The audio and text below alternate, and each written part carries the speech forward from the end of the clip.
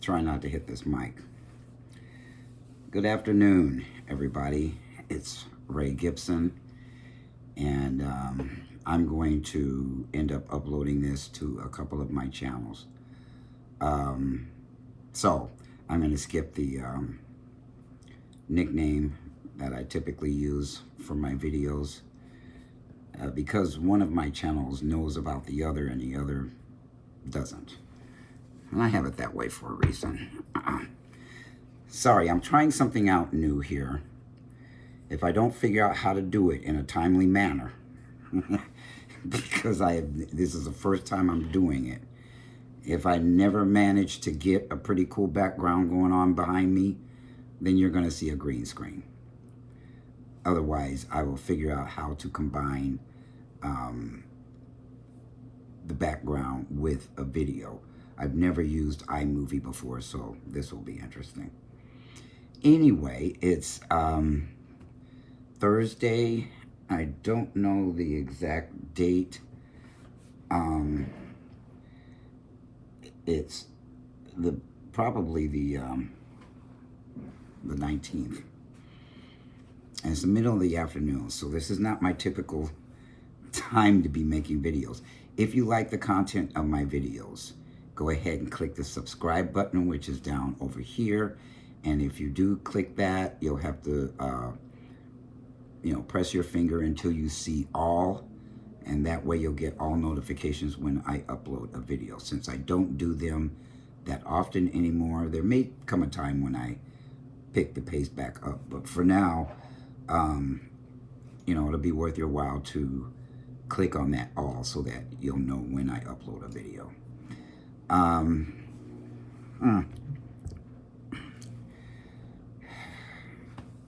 a lot of excitement going on right now. I'm getting ready to leave town briefly. In case you didn't know, my father is Bob Gibson, retired Hall of Fame baseball pitcher for the St. Louis Cardinals. And this weekend, they will be honoring my father as well as Lou Brock in the stadium, and Lou Brock on Friday and my father on Sunday. I just found out a few days ago that it won't be televised, but they'll be doing a video recording, and they will give it to us sometime after the game. And then they'll be playing the Pittsburgh Pirates, and it took me quite a bit to end up on the field during this event, and a whole bunch of miracles that actually made it all happen. I was not going to go for a multitude of reasons. I was not going to show up at that event, but now that I am, I'm a bundle of nerves right now, because the last time I was anywhere near the stadiums or in kind of commemoration to my father, I was not a transgender man, at least not to my knowledge at the time. I knew something was going on when I was a boy, when I was 6 years old, but I just had no vocabulary for what was going on with me at the time, and I did not have that vocabulary until I saw Chaz Bono on Dancing with the Stars, and then I did a double, triple, quadruple take when I first saw him, and was like, what? I could not believe my ears when I saw him on that show. I had no awareness that there were transgender men on the planet. I knew there were women that dressed like women, but I thought they were cross-dressers, drag queens, and transvestites. I had no conscious awareness that they were women. I didn't have a word for that either until I saw Chaz Bono, and I started doing a blitz on the internet to find out what it was all about. And once I knew that's what I was, I ran from it. I ran from it for 3 years. I moved to the state I live in now from Texas, and then just proceeded to not want to be transgender at all. I told my therapist, you know what, she kept trying to ask me. I told her when I first came here, and I don't know why I told her, because I wasn't ready to talk about it. But I told her, and she was very excited. And I'm looking at her like, oh no, I just cast a death sentence on myself, and you're excited? Typical, because she's not transgender. What did she know about it? And I knew at the time. Now I know why I was afraid back then. I didn't know exactly why. I just knew, oh no. I looked around the country and how they were treating them, because I had been watching it. Okay, all along I had been watching all the activity around the country towards transgender people, and I thought, no. I can't be something that everybody hates, even more than they hated the LGB. I did not want anything to do with that. She was smiling, I was frowning. And then about every 3 months, 3 to 6 months, she would ask me, let's talk about it. And I'd say, no, let's not talk about it. So I refused to talk about it until I came to terms with it and started to embrace it. That is when I told her, okay, we can talk about this. And it took about 3 years for that to happen. 4 years for that to happen. Yep. 2011 till 2015. And I actually started embracing it a little bit in 2014, and then but I got scared for some reason. I got scared. I had my PCP at the VA. I'm also a veteran of the United States Air Force. And I told my PCP I thought I was a man. And she said, oh, okay. And she just hooked me up straight through to an endocrinology doctor. And I chickened out of the appointment. I couldn't do it. And that was 2014. And it took another year before I could embrace it fully. And I can't even really tell you when that happened or why that happened. I know I was talking to a young lady in Africa, and I figured, well, she's not here to cause any trouble for me, so it was safe for me to tell her. And when I told her, she was like, okay, and she had no reaction to it. And I thought, wow, that was unexpected. And the next person I told was a lady that I actually dated in the United States.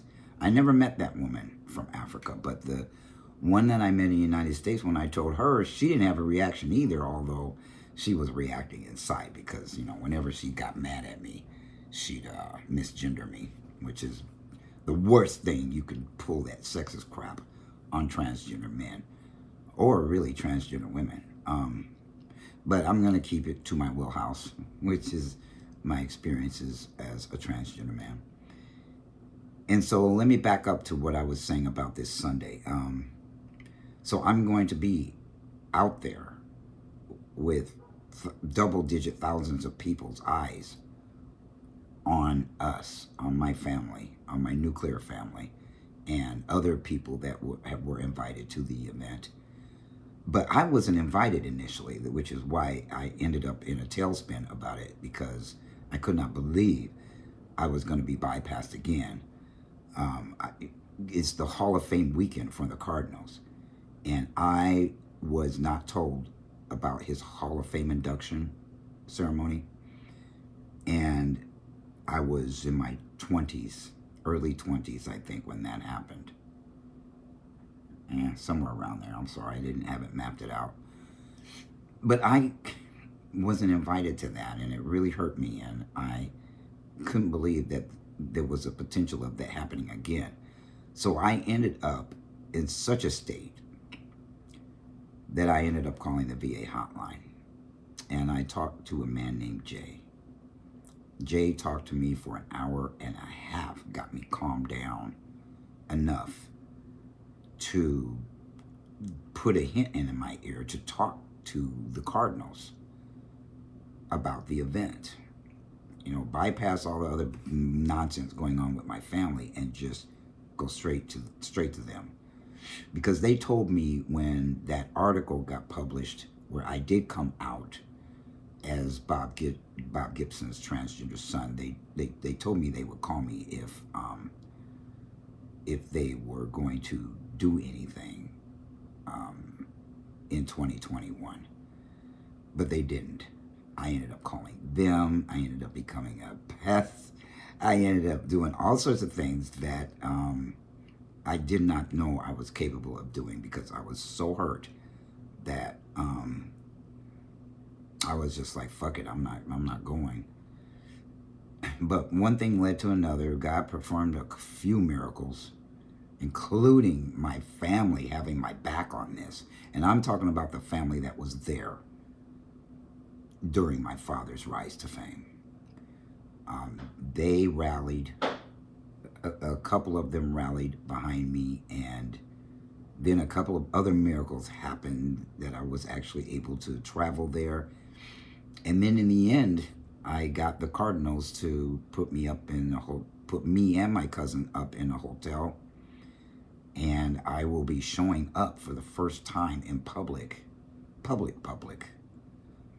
as a transgender man. So this is I'm excited, I'm anxious, I'm nervous, I'm happy, I'm sad.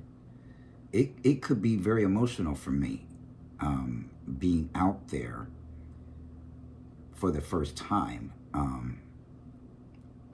since my father passed and as a transgender man. I don't typically use the whole term transgender because I'm real annoyed at our community right now with all this inclusive business and putting people in under that umbrella that don't belong under that umbrella. Just because you're different doesn't mean you belong under the trans umbrella. There's something else going on that probably needs its own letter, and God forbid we keep adding letters to the LGBTQ. I heard they're up to 50. 50. It's like, what are we doing? What is the possible, what? Yeah, anything that's different ends up thrown under there. And you know what? Cisgender, heterosexual, straight males have been trying to get pedophiles thrown under that umbrella. The LGBTQ. I think they want to be the P, even though P stands for pansexual.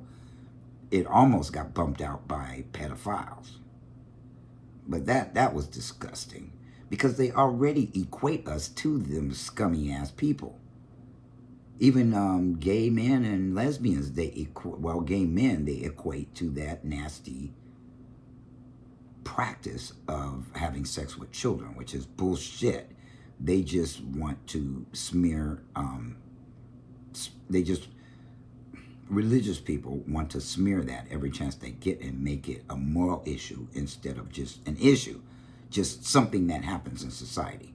Some people are gay, some people are straight, some people are bisexual, some people are transgender, some people... It should be as normal as apple pie now, but it isn't. By the way, did I already talk about the subscription button over there? Probably did. And sometimes I put videos and they pop up over here if you're not using a television. I don't know if I'll put one in here unless it's of my dad pitching or whatever. Oh, the event on Sunday, the honoring that's going to happen before the game is not going to be televised. I told people that it would, but they're going to give us a video of it. So there will be cameras in the area. I don't know if reporters will seek me out or find me. I have no idea. Because this is new. We're not anywhere near professional sports because of all the hysteria around transgender women competing against cisgender women. Now, cisgender men aren't worried about trans men competing with them because we have the wrong body.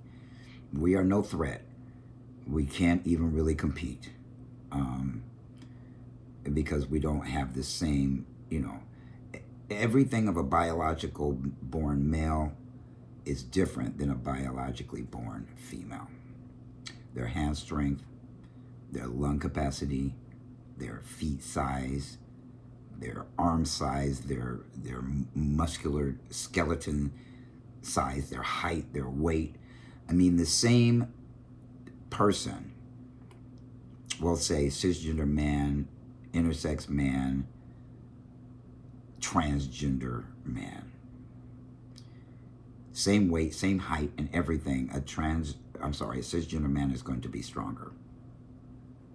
And that is the concern around having transgender women compete against cisgender women. It really is not fair because they are going to be stronger. And I don't care how much HRT they're on. They're going to be stronger because they're going to train like athletes. They're not just going to show up in sports, not work out, not do the training that is necessary for you to win in sports. They do that, and their body is going to snap right back to, biologically born males. So there's something we need to do about it, but it's not to try to have an unfair advantage, complete unfair advantage, with cisgender people who started those sports and are in charge of those sports. Anyway, I didn't want to really get into that, but just the fact that I'm going to be there with a lot of people who are going to probably be very confused at first, especially when they announce my name. They're going to go, wait a minute. Bob Gibson didn't have anybody that was named Ray.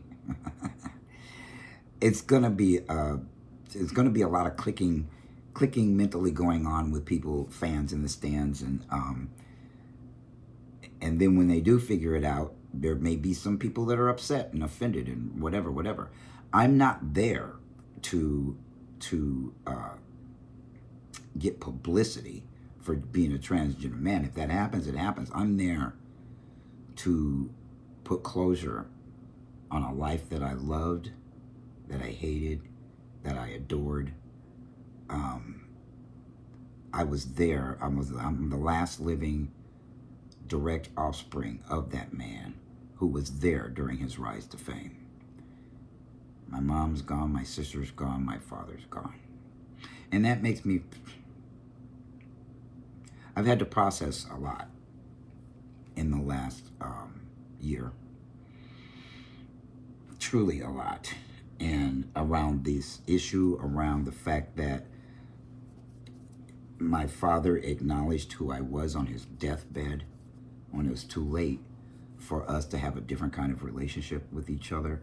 Because you know what? I wanted that. I'd been wanting that since I was a little child. Since I was 6. I kept thinking, I'm the son he doesn't know he has. I had that thought when I was that young. But there was really nothing I could do about it. I didn't have a word for what was going on with me. And now I get to touch that life that I grew up inside of one last time. I doubt they'll do anything for him like this again. So this will be the last time they'll honor him. I hear his name all the time on TV, but that's different than them having a day where, they're going to pass out T-shirts with his name, his signature written on them, and his jersey number 45. Why do you have to have 45, right? You know who else was 45, right? Yeah. I use 45 in some of my names and things that I write, which is kind of funny because there was a woman that, an evangelistic woman that I could not stand in the 1970s who had a name that's one of my names, and I hated my name for that reason.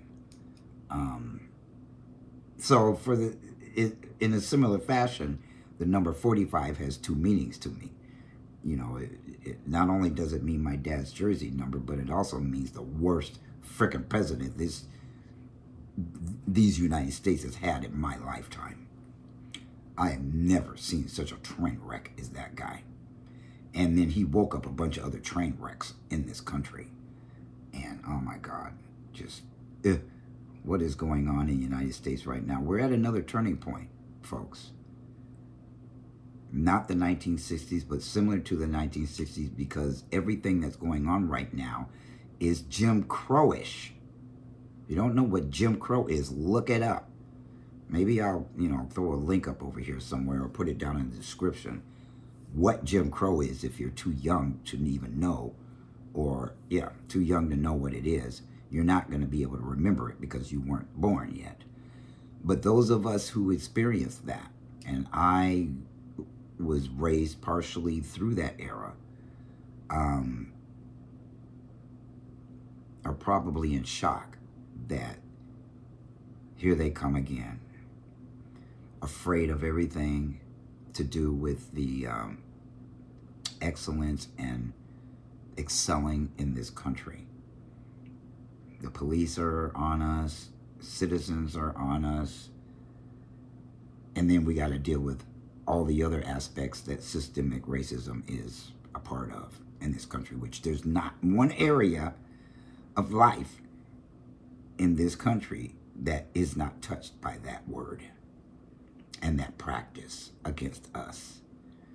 And then white people are all in hysteria, want to act like it doesn't exist anymore. Well, no, it doesn't exist for them because they're not experiencing it. They're doling it out. They have nothing to say about racism that we don't already know. So they're gaslighting the hell out of us when we try to talk to them about it, or if we even bark at them about it, or whatever we want to say about it. They think they know more, which is asinine. Absolutely asinine that they think they know more. How are they going to know more when they don't experience it? Yeah, they know how they're doling it out, but they're not talking about that. They're not even copying to being racist. They're running from that word. They're running from everything that has to do with how they are implementing racism in the United States. They're full of shit. They're hypocritical. And we are going backwards. Trump has put us in that era. He unleashed the beast. And the beast was all these idiots that think that racism, we're in a post-racist era. And black people are looking around like, where? Where have we ever been post-racist? We're still dealing with it on a regular basis. Just turn on the fucking TV, folks. I'll tell you that racism is not dead. It's dead to you because you don't want to own up to what you and your ancestors have done and continue to do by maintaining it and not fighting it. White people created racism. White people have to get rid of racism. We have been trying to get, they just ignore us like they always have. They ignore our pain like they always have. They ignore our angst, our experiences, our everything that we go through. They are trying to ignore it because they don't experience it. And they figure if they don't experience it, they don't have to acknowledge it exists, let alone they're part of the problem. Every white person in America is born into privilege. Sorry, it's the way it is. I don't care if you're poor, rich, or middle class, somewhere in between. You are born with privilege. You will never have to experience what we experience all of our lives. This is not discrimination. It's racism. So we deal with discrimination and racism. And if we're transgender, we deal with discrimination, racism, and sexism. So, look, I don't know what to say anymore about that than people knock it off and stop playing games. You're doing a mental, I don't know what you're doing in your minds to convince yourselves that you don't have to do shit about what's going on in this country. There's going to come a point in time where you're going to have to choose to do something because things are coming to a head. And I would not be surprised if another civil war breaks out. And it's not going to be us again. It's going to be white people fighting white people. It's going to be the North versus South. That's what it's coming to again. And we will be peripheral damage. You know, we'll end up in the military and fighting it or whatever, but we're not going to be the reason. Yeah, we are going to be the reason again, just like at the end of slavery. We're going to be the reason why it starts, but we're not going to be the ones to start it. The white folks own the military. They own the laws. They own politicians. They own businesses. They own judges. They own everything that's going to blow up because they will not stop the nonsense. So anyway, another thing's going to happen the end of this year is I'm finally scheduling my top surgery. Oh my God, that's been a long time coming. And I've had to make a tough decision in order to pull that off. I can't, you know, President Biden signed an executive order that transgender veterans will be eligible for top surgery. I'm sorry, for gender confirmation surgery, GCS. He signed that order this year. It's going to take them 2 years to put it together. I can't wait another 2 years. I'm 63 fucking years old. I don't want to wait until I'm 65 to begin, because I've needed this since 2017. And I've applied to scholarship programs every year. I've tried the GoFundMe thing. The GoFundMe thing only works for white folks. and some very, very critical issues going on out there in the world, but they don't consider what we're going through critical enough to donate enough funds to pay for our top surgery. Because it's about, on average, from $6,500 to 10 grand, depending on the surgeon and where you go and all that stuff. Some people are able to leave the country and have them done much cheaper elsewhere, but I'm not going to be one of those people. I've been needing this for a long time, so I have to shut down my business to do it. I didn't want to do that. At the same time, it's real clear to me that the powers to be are going to continue censoring me and making it impossible for me to run my business on a platform that won't allow me to have an account. So I can't run it through other people, because I just wasn't that far enough along that those other people are thoroughly trained to be able to carry on what I was doing. Yeah, TMBLM Incorporated.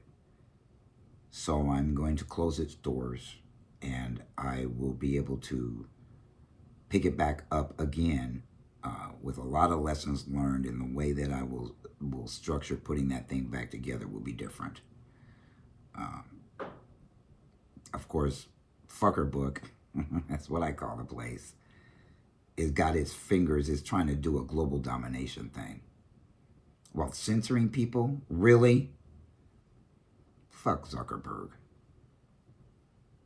Fuckerberg, I call him too. Fuckerberg that owns Fuckerbook.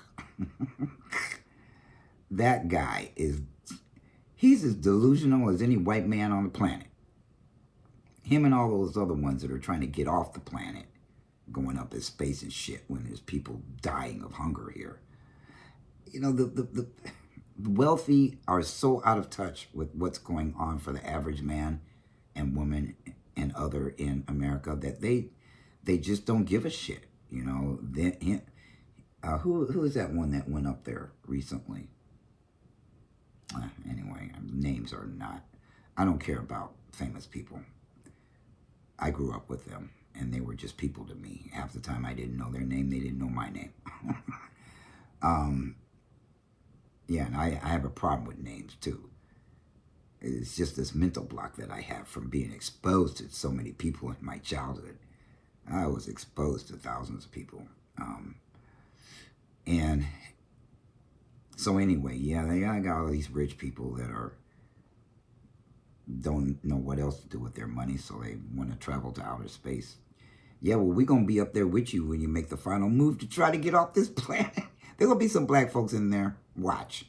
We got some pretty rich black folks here, too, that I think, given the right opportunities, they will back us creating black Wall Streets all over the United States. But the government has to get the fuck up off us. Laws have to be changed. And we need reparations in order to begin. Even if it comes in the form of land. Even if they give us a city. Even if they give us a state. Just anything to get away and out from under the thumb of racism. Black Wall Streets worked really well, and then what did they do? They got jealous and burnt them to the ground. They did anything to start shit to justify getting rid of those communities. In Atlanta, in New York, in Florida, in Oklahoma, in somewhere in the Midwest. They just could not handle us doing better than them, so they wipe us out. And the laws have always seen leniency on them for doing whatever the hell they want to do when it comes to black people in America. The Constitution and none of that stuff was made to protect us. We need to be a protected class in this country, but we're not. And the 14th Amendment. Oh, did you guys see the Netflix series called Amend? Wow. What a history lesson about the 14th Amendment and how white people are only interested in the amendments to the Constitution that they like. They are not telling anybody about the 14th Amendment, which is the amendment that would give us equality. That's the amendment that they talk about equality and equality for all people. And Thurgood Marshall was the Supreme Court justice that was pushing for that. And he never, we got it, but the implementation of it, they got everybody distracted looking at what they wanted to pay attention to, which is the Second Amendment, the First Amendment. We don't get freedom of speech and we don't get right to arms. Shoot, look what happened to the NFAC. Now, part of that was the guy that ran the NFAC was kind of fucked up.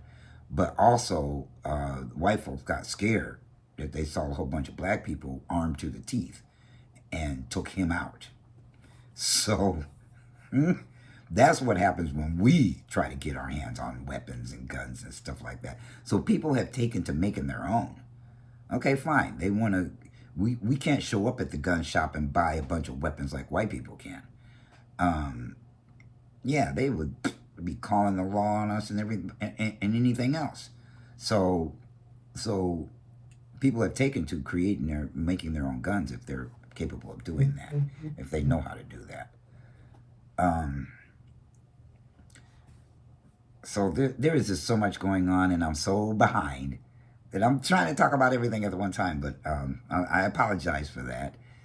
The fact that I have not been on a lot recently because I've been going through it, folks. I have been emotional drain. I mean, look at these bags under my eyes. I bet you a year ago these things weren't here because I haven't slept good since I came back from burying my father, and a VA psychiatrist two of them took me off of my sleep medication. And here we go again with them trying to find substitutes. And I told them, look, I'm not a dog. My body is not a pharmacy for you to try this, try that, try this. I'm not going to do that. I had something that worked. Y'all mess with what worked. Everybody knows you don't mess with what works. But these ladies got on a power trip about me. And because I didn't want them to, and they wanted to show me, well, we can do whatever we want. When you're a veteran of the United States and your health care is the VA, you can't even sue them easily. They'll tie your shit up in court for years because we have to go through an extra step to declare malpractice on doctors of the VA. So, yeah, we got to go through this thing called a tort reform, which throws it back into the government's hands, and they'll just tie it up in court. So, meanwhile, you need help. There is no help. There is no advocacy for veterans who are being discriminated against by the VA. There is just nobody home. They run from it. Run, especially if the discrimination is based on race or based on your transgender status. They're not supposed to be doing either of those things.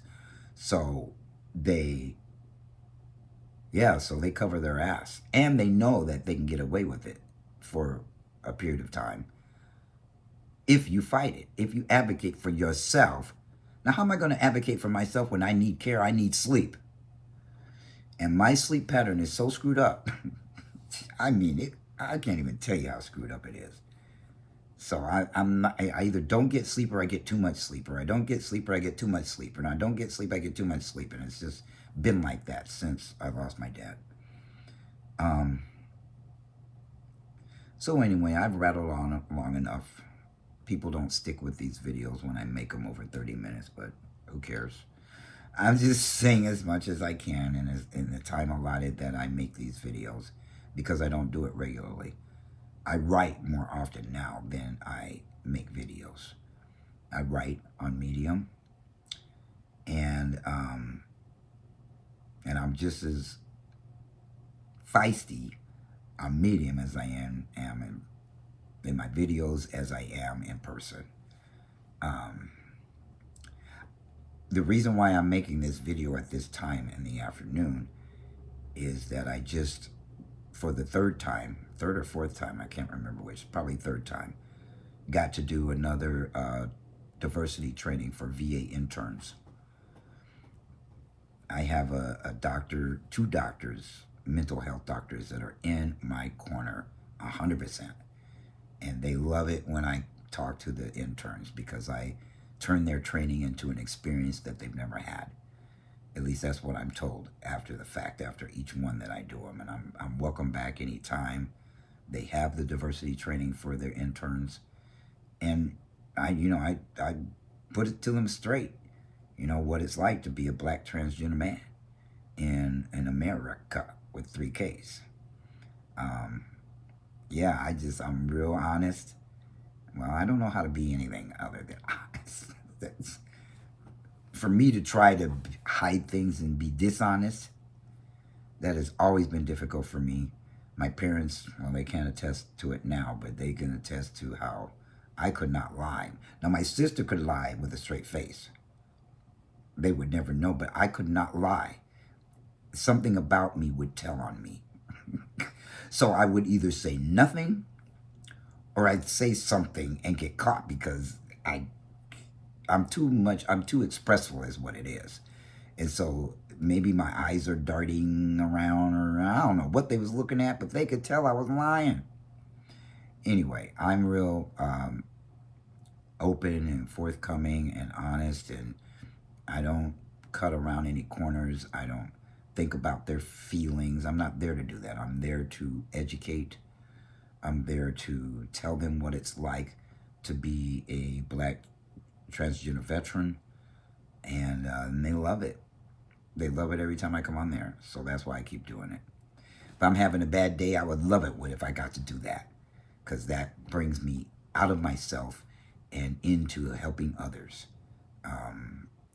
Each one of those interns, wherever they go in the United States, are going to have something to think about it when they run across a trans veteran. So that's why I do it. Them white veterans trans veterans was kicking me out of groups when I was on Fuckerbook. They were kicking me out because what was it? Oh, I put a post in there one time of some racist shit in the Star Spangled Banner, which is actually, it was a poem before it was a song.